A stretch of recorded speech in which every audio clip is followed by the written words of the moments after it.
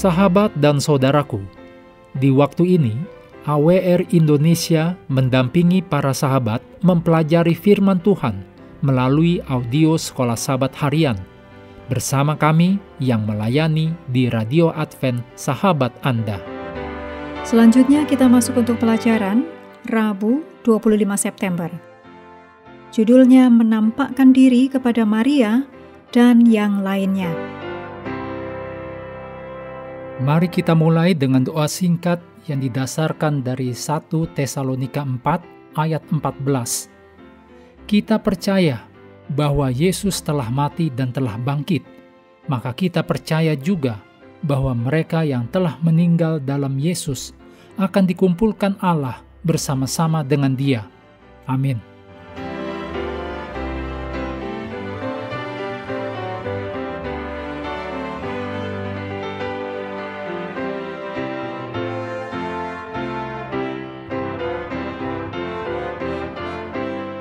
Dalam Markus 16 ayat 9-20 dicatat hal-hal yang melengkapi kisah kebangkitan. Hampir seluruh isi Markus 16 ayat 9-20 memiliki paralel dengan bagian lain dalam Perjanjian Baru, yaitu Maria Magdalena dikubur melihat Yesus. Ini juga dicatat dalam Matius 28 ayat 1 ayat 9-10, juga Yohanes 20 ayat 11-18, dan Lukas 8 ayat 2. Kemudian, 2 orang melihat Yesus di wilayah pedesaan. Dicatat dalam Lukas 24 ayat 13-35.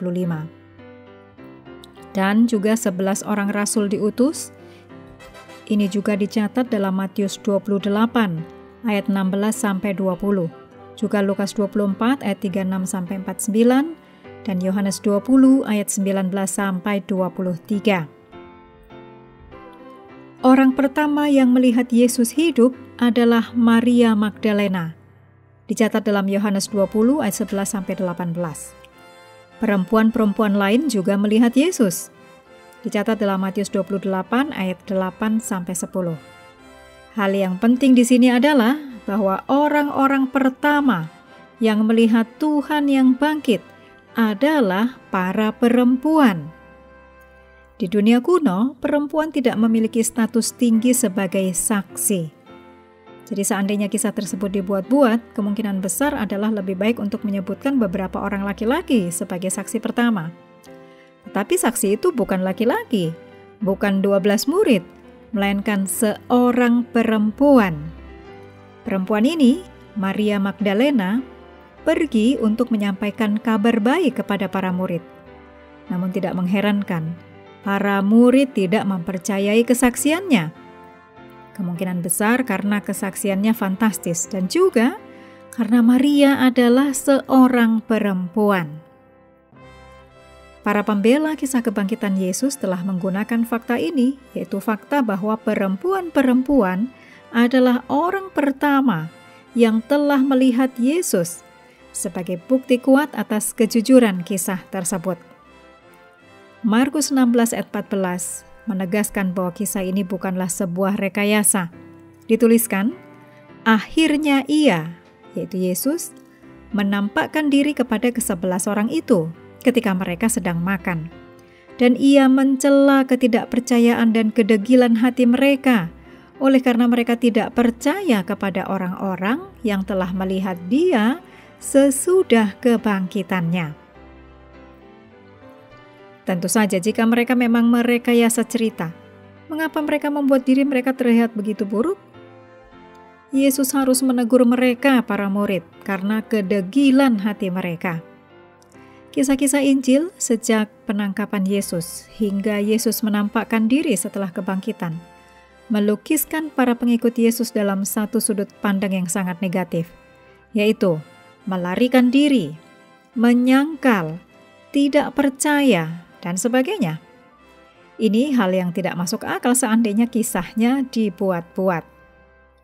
Sebaliknya, pemberitaan para murid yang berani dan tak tergoyahkan tentang Kristus yang telah bangkit dan pengharapan yang ditawarkannya kepada semua orang memberikan bukti yang kuat akan kebenaran pengakuan mereka.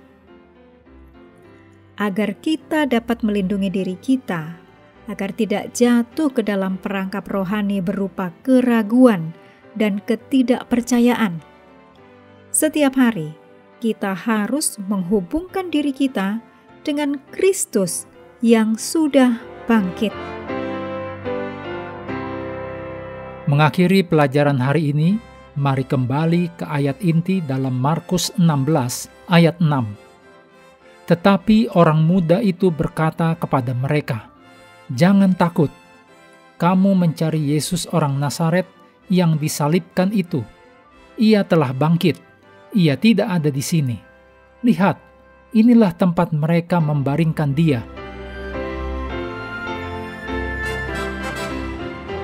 Sahabat juga perlu melengkapi waktu untuk bersekutu dengan Tuhan setiap hari. Dengan bacaan Alkitab sedunia, percayalah kepada nabi-nabinya yang melanjutkan dari Lukas 13. Tuhan memberkati kita semua.